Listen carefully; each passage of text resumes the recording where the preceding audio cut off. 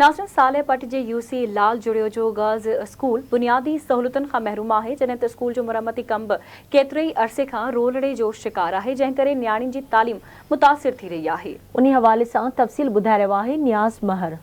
इन वक्त ताल के सालेपट आदि 186 यूसी लाल जोड़ियो में असां मौजूद आहियूं, जिथे सिंध गवर्नमेंट जी बेदयानी सबब ही गर्ल्स हाई स्कूल जेको आहे सो तबाह थियल आहे ऐं जेको आहे सो ठेकेदार ग़ाइबु आहे। त हिन वक़्तु त हिननि खे मुकमल न कयो वियो आहे। अचो त हिन इलाइक़े जे ॻोठाणनि खां पुछूं था। ईअं सम्झो खणी त 12, 13, 14 साल थी विया आहिनि हिन प्रोजेक्ट खे माना मुकमल थींदे, पर मुकमल ही प्रोजेक्ट न थी सघियो आहे। अञा अध में आहे, छत बि अध में अथसि ऐं असांजो अॻिते हली इरादो हुयो त हिनखे अपग्रेड कंदासीं। ऐं ही मेन रोड ते वाक़िआ आहे।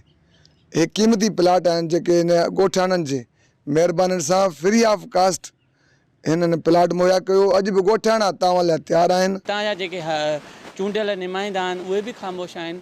उन्हनि खे घुरिजे त अहिड़ा प्रोजेक्ट हलनि जीअं तालीम जो रेशो सालियापट में तमामु घटि आहे, पर अॻिते वधनि, सालियापट जा माण्हू अवाम अॻिते वधे, जीअं पढ़ाई करे अॻिते अचनि ऐं ही बिल्कुलु थियणु खपे।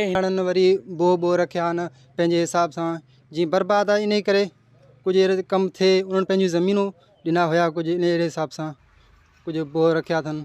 वरी जेके वस वारा आहिनि उन्हनि खां ताउन माना त अपील आहे त हिते हिन कम जी माना शुरूआति कराई वञे। जी तव्हां हितां जे ॻोठाणनि जूं ॻाल्हियूं ॿुधियूं त हीअ स्कूल मुकमल तौर सां तबाह थियल आहे।